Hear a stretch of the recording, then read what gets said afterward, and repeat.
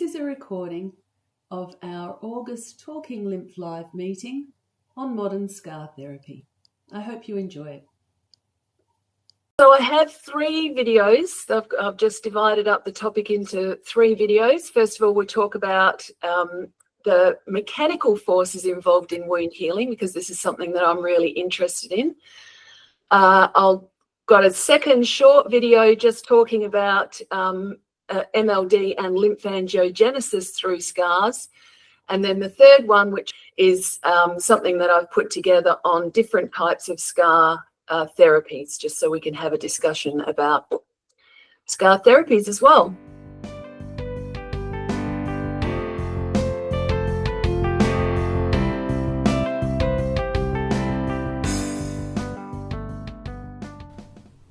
Every year, millions of people experience skin injuries due to surgery, trauma, or burns. Scar formation is a natural and inevitable result of wound healing. But this can also lead to compromised skin function, disfigurement, and various psychosocial challenges. Understanding and mitigating excess scar formation is of paramount importance in allied healthcare, and non-healing wounds are a huge cost to the public health budget. But the essential role of tactile therapies in wound healing are underutilised and under-investigated due to the surgery and drug-centred approach to wound healing and the low clinical standing of manual therapies.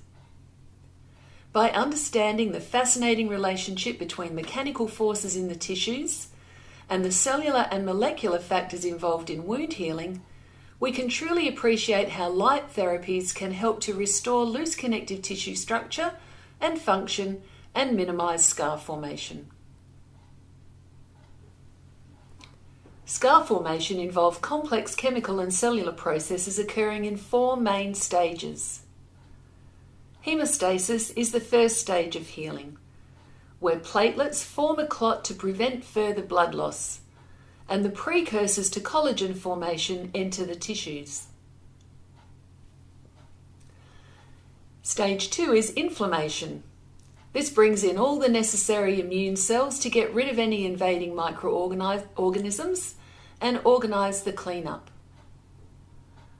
During proliferation, reticular collage is laid down to repair the tissue structure and as a template for the final stage, which is remodelling. This is the functional reorganisation of the collagen and elastin fibres aligned with the movements of the skin. Complex chemical signalling coordinates this cellular activity and the transition between stages during wound healing. And this image shows the difference between acute and chronic wound healing, clearly showing that the difference is the level of inflammatory cells and cytokines present in the healing tissue. The chronic wound has more of both in both the wound and the surrounding tissue. Mechanical forces acting on the wound site play a significant role in determining the cellular and molecular responses that occur during healing, and therefore also in determining the nature of the resulting scar. Stress, shear, and compression forces can have beneficial or detrimental effects on scar formation, depending on the type of force and the stage of healing. Mechanical forces affect wound healing through a process called mechanotransduction, where cells and molecules respond to mechanical changes to activate, suppress, or modulate cellular activities and chemical signals. Key elements on how a scar forms include how fast cells reproduce and proliferate, and what kind of chemical factors are being released. Fibroblasts and keratinocytes are crucial for wound healing, and they are also mechanoreactive and mechanoresponsive, which means that they sense mechanical stress and respond by activating a protein called FAK. This promotes cell adhesion, migration, and collagen accumulation. Too much mechanical stress on a healing wound will increase FAK and promote the formation of fibrosis. On a molecular level, mechanical forces help to regulate cell proliferation and tissue regeneration by controlling gene expression. Therefore, too much mechanical stress will increase the likelihood of significant scarring. Given the influence of mechanical forces on scar formation, therapeutic strategies should focus on modulating these forces to support wound healing and minimize scarring. The aim should be to reduce mechanical tension on the healing scar and promote the functional formation of scar tissue. And therefore the pressure, direction and a force applied will be determined by the stage of healing. From very gentle movement of the skin adjacent to an unhealed scar, to uncomfortably strong forces applied to soften stiff and contracted scars, applying the correct type of mechanical force at each stage can promote wound healing and progress the scar formation through the necessary stages. However, too much mechanical stimulation too early can initiate a new unwanted inflammatory action, taking the tissue backwards through the earlier stages of healing and potentially increasing collagen deposition. Future studies should focus on determining the optimal parameters of mechanical interventions, such as the appropriate duration and intensity of applied forces, and understanding their impact on cellular and molecular responses.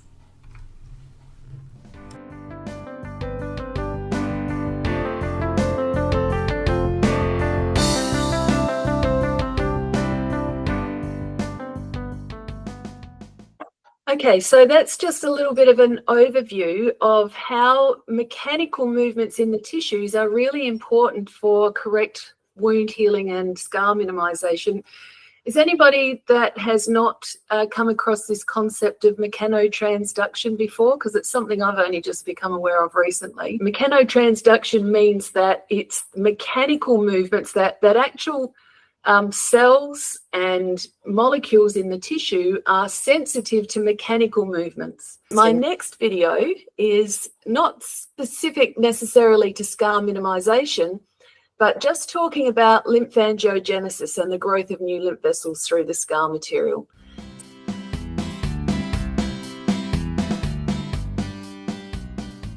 We've seen how mechanical forces influence wound healing and tissue rehabilitation. Now let's see how mechanical stretch and shear forces influence new lymph vessel growth through the healing scar. Lymphangiogenesis can be induced by vessel damage, inflammation, or growth of tumours.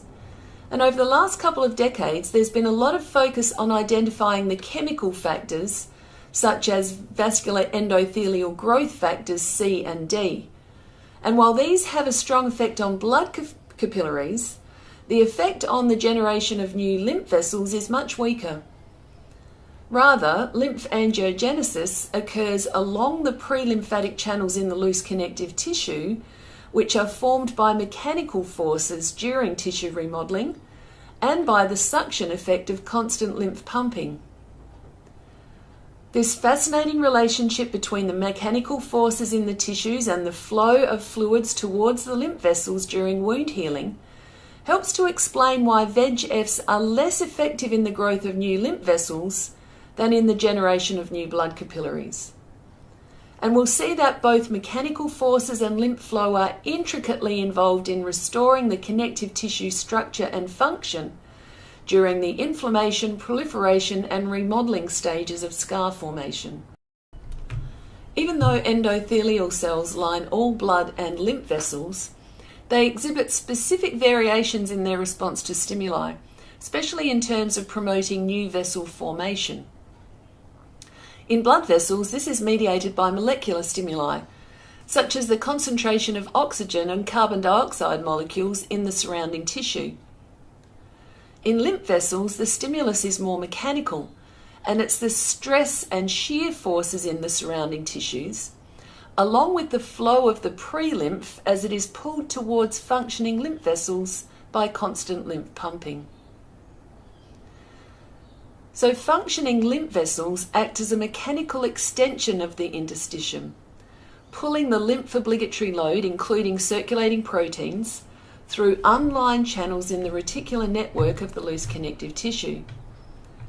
This and other mechanical stimuli in the extracellular matrix are what initiate and organise the growth of new lymph vessels. And this is different to the commonly held view that lymphangiogenesis occurs primarily in response to the same molecules which initiate new blood vessel growth. Now it seems this hypothesis is wrong. New initial lymph vessel growth is guided by interstitial fluid pressure and strain on the fibres in the extracellular matrix. During lymphangiogenesis, lymphatic endothelial cell migration and organisation progress in the direction of flow through the interstitium. That is, new lymph vessels grow upstream along channels created by mechanical stresses in the extracellular fibres. The anchoring filaments also form a responsive connection between the endothelial basement membrane and the fibres of the extracellular matrix. And this makes the vessels highly sensitive to mechanical stresses in the interstitium. Fluctuations in fluid pressure stretch the fibres of the extracellular matrix, which recoil and generate small oscillations in pressure, effectively creating a tissue pump, which also facilitates movement of the pre-lymph along the pre-lymphatic channel. So the lymph vessels and interstitium should not be thought of as separate entities, rather as a continuum primarily responding to mechanical forces. Ultimately, tissue mechanics determine both the development and maintenance of new lymph vessels and the formation of lymph at the interstitial lymphatic interface. Constant lymphatic pumping helps to organise interstitial fluid flow, which in turn directs and drives the lymphatic endothelial cell migration so that lymph vessels grow where they are needed. This will also be happening through a healing wound, where there is a 3-month window of opportunity to encourage new lymph vessel growth through the healing scar, after which lymphangiogenesis ceases and scar development continues.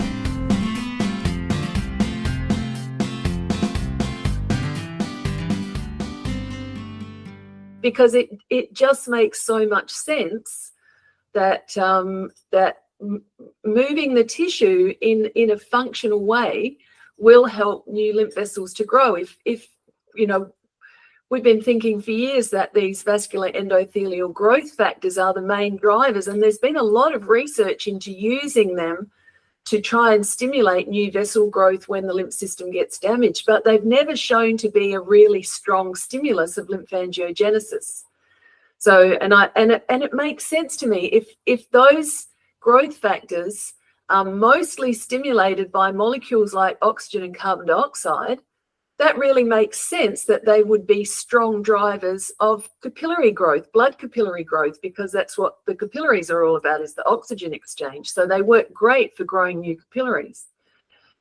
But they've never been shown to be really strong effectors in the lymphatic system. And it just makes sense to me that it would be the mechanical forces.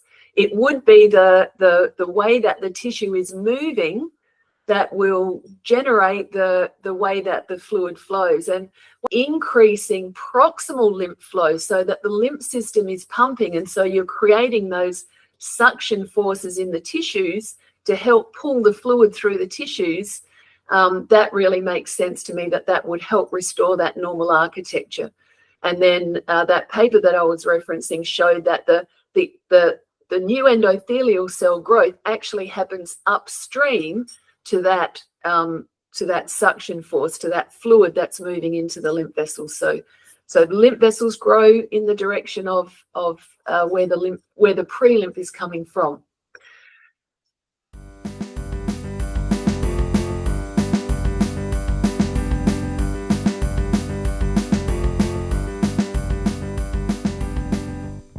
Scarring is not just cosmetic. Scars can reduce mobility, cause pain and discomfort, and affect our psychosocial health. Ideally, the remodelling phase in scars is characterised by functional reorganisation of collagen fibres, fibroblast apoptosis, and a quiescent maturation phase. However, this doesn't always happen.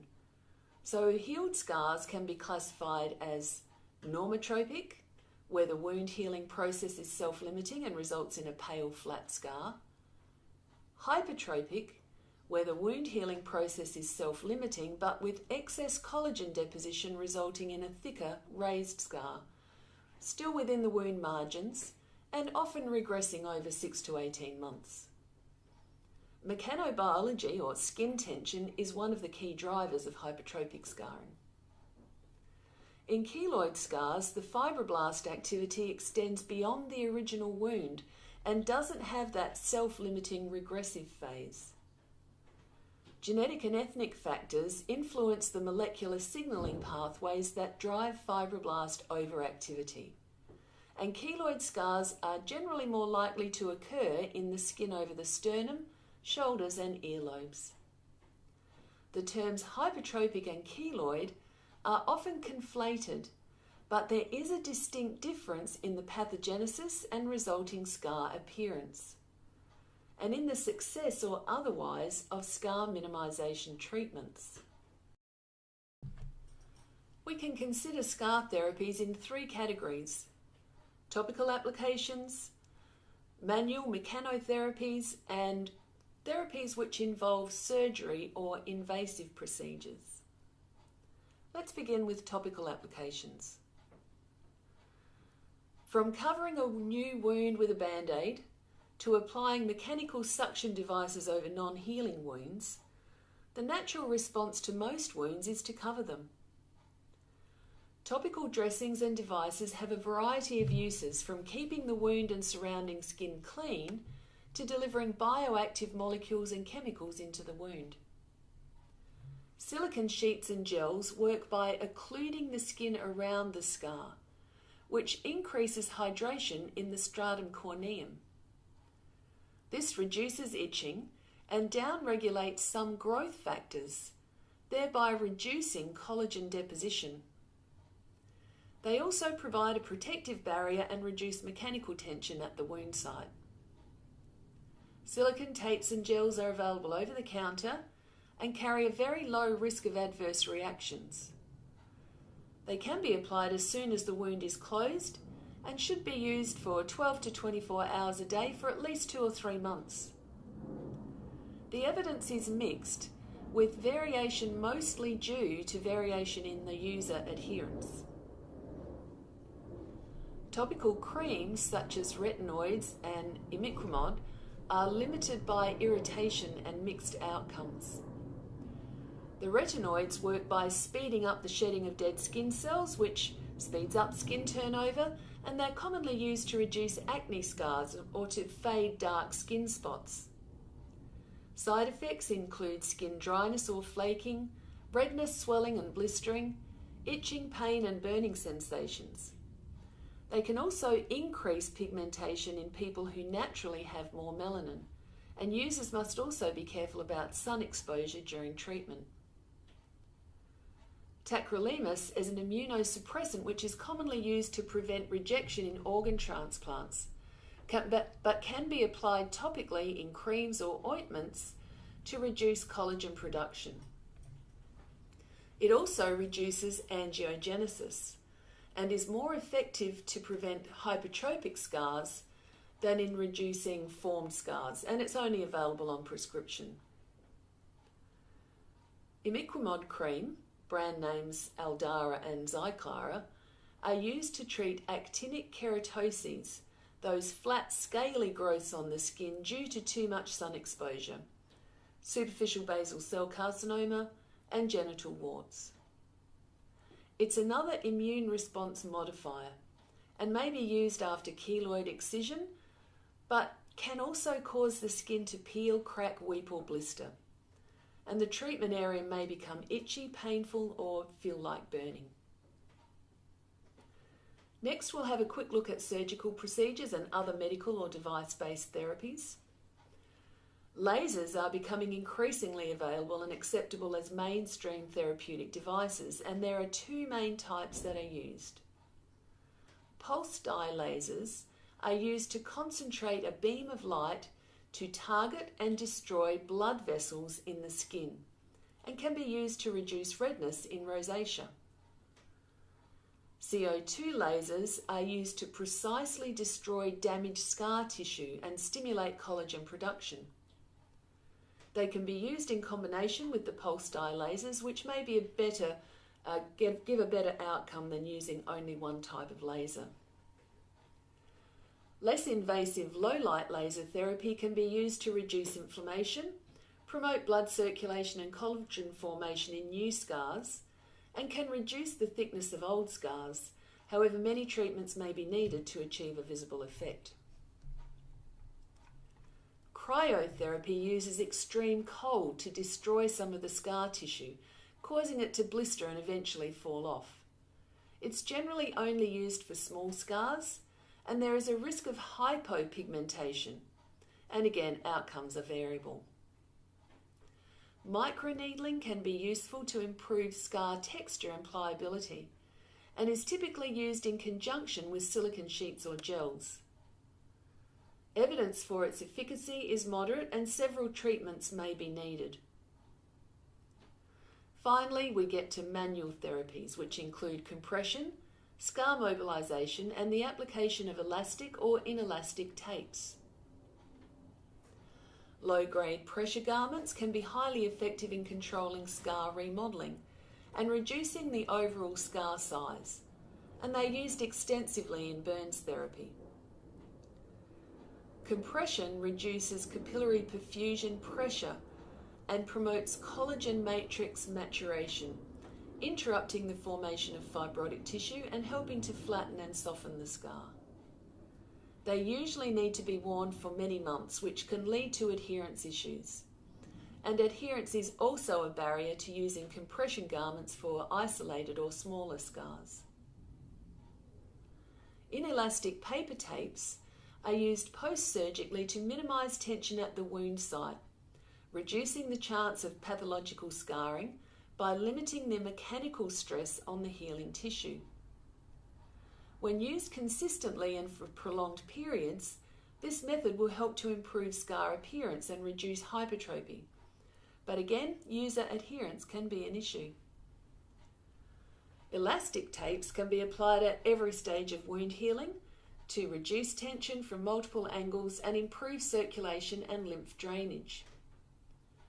In the early phase, single strips placed parallel to the scar will reduce the mechanical tension around the wound. During the proliferation phase, cross tapes used over the scar give a targeted form of compression to moderate the amount of precursor collagen that is deposited into the healing wound. In the remodeling phase, scar tapes will help to moderate the external mechanical stimulation on the scar and support functional remodeling of the connective tissue fibres. In later stages, tapes can be positioned to encourage functional rehabilitation of the tissue structure. Last, but by no means least, we have the hands of the therapist, who may use a variety of techniques to manipulate the skin and tissue surrounding an acute scar, the scar itself in healed scars. Similar to the application of elastic tapes, the aim is to reduce the mechanical tension on the healing scar and promote the functional formation of scar tissue, and therefore the pressure, direction and force applied to the scar will be determined by the stage of healing. Applying the correct type of mechanical force at each stage, we can promote wound healing and progress the scar formation through the necessary stages. However, too much mechanical stimulation too early can initiate a new unwanted inflammatory action, taking the tissue back through the earlier stages of healing and potentially increasing collagen deposition. I'm mainly going to talk about the Dr. Vodder method of MLD, which when performed correctly, directly induces mechanotransduction through the precise manipulation of the skin and underlying tissue at specified pressures and directions according to lymph flow and skin elasticity. The basic technique of MLD is the stationary circle, which creates gentle stretch and shear forces in the skin and underlying tissue. By applying the ideal type of mechanical stress to healing tissue, MLD takes advantage of the natural healing processes, amplifying ones that promote wound healing and scar management while minimising those that don't. MLD can promote new capillary and lymph vessel growth, and if applied during the inflammatory phase, will promote the natural progression of the proliferation phase, minimising excess collagen production. In the modelling phase, firmer MLD techniques work directly with the normal functional range of the collagen and elastin fibres to promote the formation of a soft and mobile scar. We know that gentle stretching forces in healing tissue increase resolvins, which are immune molecules essential in the later stages of tissue healing. Now we can add mechanical forces as a factor in the growth of new lymph vessels as well. By mimicking the natural actions of the collagen and elastin fibres, it's easy to see how MLD can stimulate and support the growth of new lymph vessels after surgery. In summary, minimising mechanical tension at the wound site is crucial for enhancing wound healing and mitigating scar formation. And MLD and elastic taping can offer superior results by providing a gentler, more targeted intervention compared to some of the more invasive and sometimes uncomfortable techniques like aggressive massage or topical creams which cause pain and burning. MLD and elastic therapeutic tape represent promising tools in this domain, and the complementary nature in their principles of application and physiological effects make them synergistic partners in scar minimisation. Scar management is a growing area of interest and research, and as we learn more about the optimal parameters for mechanical interventions, such as the appropriate duration and intensity of applied forces at each stage, I predict that we will also discover that the forces used in MLD and elastic taping therapies at each stage of healing will align with the optimal ranges of stress, shear and compression forces required for optimal healing and scar formation.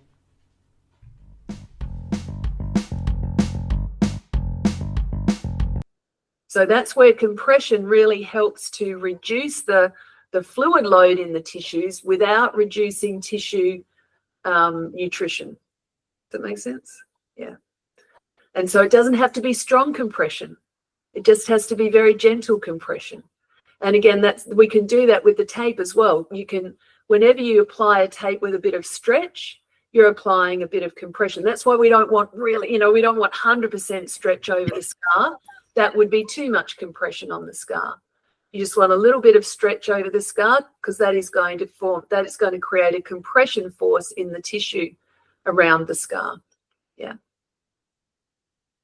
And then, of course, we've got lymph tapes, which we would also use around a scar to increase lymph flow, around the scar. But over the scar itself, we can use a little bit of stretch, which will apply compression. So just like we can monitor, we can vary the pressure that we use in our hands when we're doing our manual therapies, we can also vary whether the pressure is compressive or decompressive when we're using the tape. Thank you all for joining, and I hope that you did get something useful out of one of those little videos.